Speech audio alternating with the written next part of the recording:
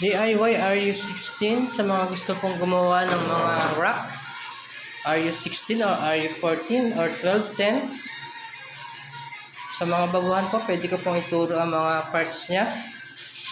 Ito po ang tinatawag na butterfly twice lock. At ito yung pinakasabitan ng table. Hanger side table. Ang tawag po dyan. Dito po, metal handle. Kailangan niya metal handle. Siyempre, kailangan nyo din ng corner ball. Ito po yung corner ball niya. At gulong. Kahit 4 na wheels ang kailangan dyan. Ito po, yung RU16 kong ginawa. Meron na siyang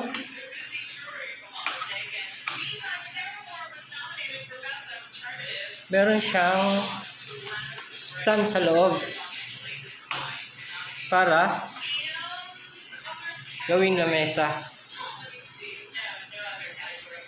At wala pa siyang mga L-bar dito sa mga side niya. Tsaka angle